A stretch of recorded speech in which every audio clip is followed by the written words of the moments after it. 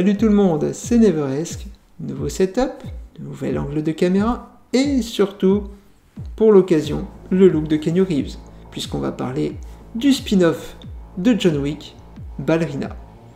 Alors c'est parti pour un cinéma-vie rempli d'action. La Kikimora est un esprit qui existe dans les ténèbres. Pour ceux qui ont de la noirceur dans leur cœur, elle peut être vengeresse. Ballerina, réalisé par Len Wiseman, à qui l'on doit entre autres Underworld et Die Hard 4, qu'a-t-il voulu nous raconter avec son spin-off? Eh bien on y suit les aventures de Eve Macaro, une jeune femme qui est rongée par un désir de vengeance depuis son enfance. Je ne vous spoilerai pas le pourquoi du comment, mais comme vous l'aurez compris, c'est une histoire de vengeance. Et oui, en même temps, c'est la licence John Wick. Forcément, la vengeance est prétexte à un déluge d'action extrêmement bien chorégraphié.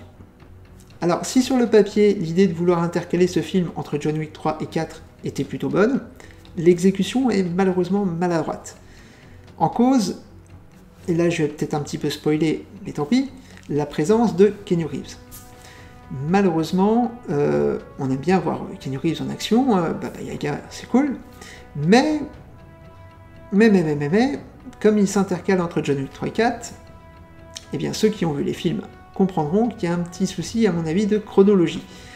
Ou alors, c'est expliqué très maladroitement, et l'explication viendra après pour John Wick 5. Mais je pense savoir pourquoi il y a ce souci d'incohérence. À mon avis, ça vient des séquences de reshoot. Oui, parce que le film a eu des séquences de reshoot. Alors, les reshoots, c'est quand il y a... le tournage a été fait, bouclé, et au montage, ils se sont aperçus qu'ils avaient envie de faire autre chose, et c'est à ce moment-là que les reshoots interviennent. Il y en a eu, par exemple, dans Rogue One. Et donc là, Chad Stahelski, apparemment, est venu en soutien pour faire ces séquences de reshoot. Et moi, je pense...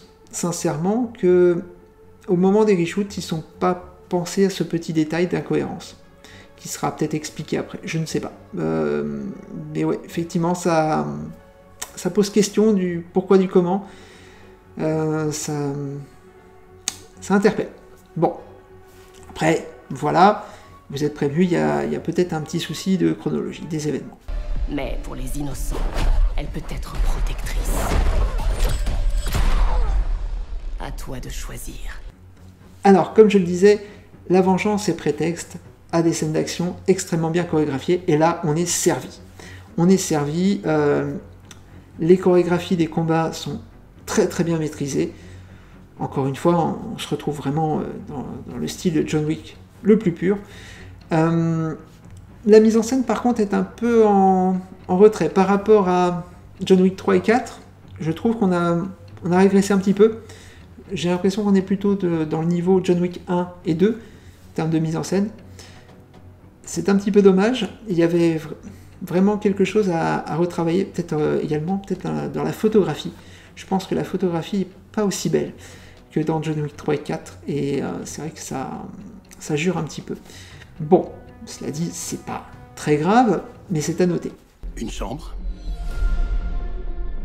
Je recherche le clan avec ce symbole. C'est notre curiosité qui nous a bannis du Jardin d'Éden.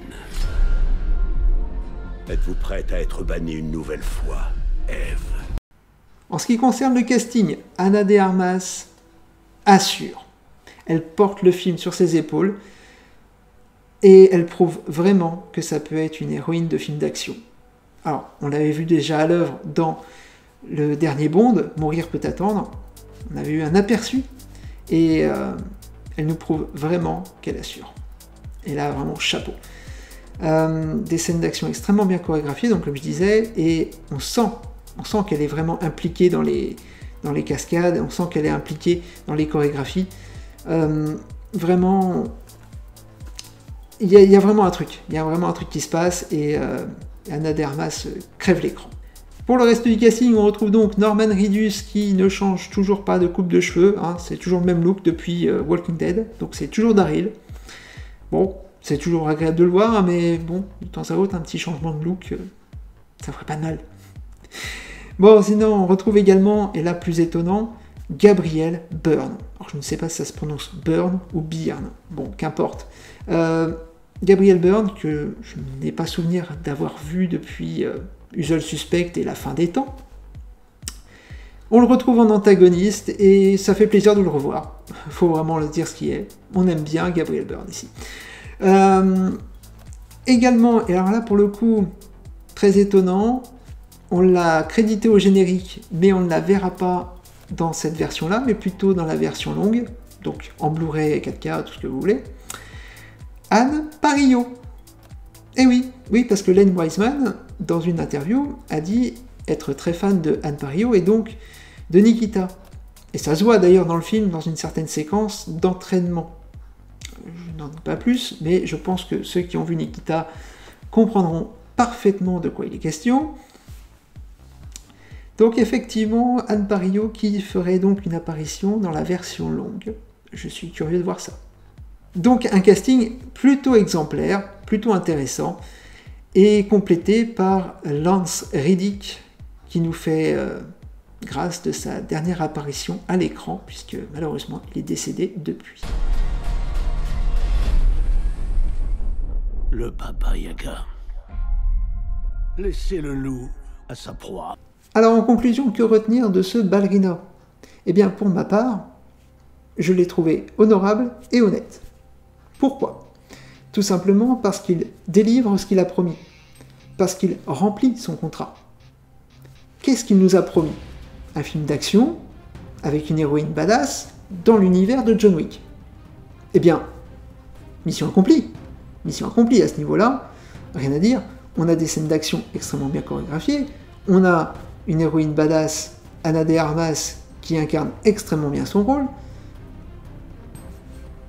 Que demande le peuple? Alors effectivement, bien sûr, on peut se demander vraiment ce problème d'incohérence. Qu'est-ce qui s'est passé? Qu'est-ce qui a joué en sa défaveur? Je ne sais pas. Évidemment, bien sûr, on peut également remettre en question la photographie, qui n'est pas au niveau de John Wick 3 et 4, ça c'est clair et net. Évidemment, ça aurait pu être un spin-off mercantile, mais complètement mercantile, qui n'avait rien à apporter. Il a apporté quand même certaines idées de mise en scène que j'ai trouvées très intéressantes. Donc, ma foi, ce n'est pas un spin-off à jeter. Pour une fois, ça changera un petit peu. Voilà ce qu'on va retenir de Ballerina. Voilà, ce sera tout pour ce numéro de Cinéma Vie. Alors, n'hésitez pas à soutenir la chaîne si vous avez apprécié la vidéo. Et quant à moi, je vous dis à bientôt pour une prochaine vidéo. Allez, ciao! Les règles. Et leurs conséquences.